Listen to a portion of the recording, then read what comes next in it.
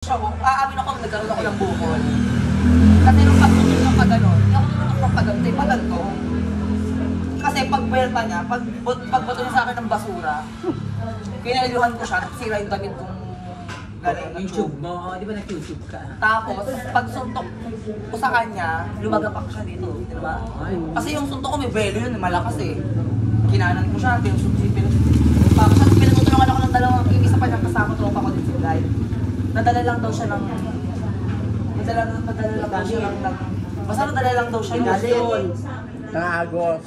Tapos, basta yun, wala na, hindi na kami, tsaka wag na rin siya maghangat magiging okay pa kami. Oo, magkakapatid kayo. Hindi kami magiging batingan din. Oo, tsaka magkaibigan kayo. Ay, hindi na. Hindi, ganito yun.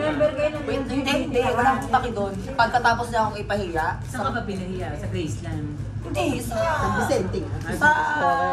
Bukol. Kaya ang kinakasama ng loob ko kay Nash, pagkatapos ka namin ipagtanggol sa Forest Lake, kasi ganyan isusukli mo sa akin. Kasi putang ina. Pag lumalabas kami ng dalawa, hindi lang 100 pesos nagagastos ko. Kasi pag kumakain ako, ayoko nang siya wala Siya siya. yan, si Op, na minsan nakaano yan. Nakaano ba yan? Tapos Naka-milky. tapos sinusumbat din niya yung pinapakain daw ako ng nanay niya. Sabi ko, ako may respeto ako sa nanay at tatay mo. Pero sa'yo, wala na. Sinira mo na yung circle natin, huwag ka nang umasok ako. Huwag ka nang... Kasi tinan mo si Jessa at si Cyrus. Magtropa natin, tinan mo. Mag-aaway, ba't sabi hindi ka? May mag-aaway si Jess. Di ba nung birthday ko nag-inom tayo? Nung binyagan. Bakit? Ano ba ang tandaan? Sabi naman ni Cyrus, sinatong bida.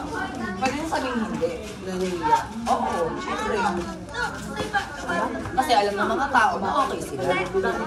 Pero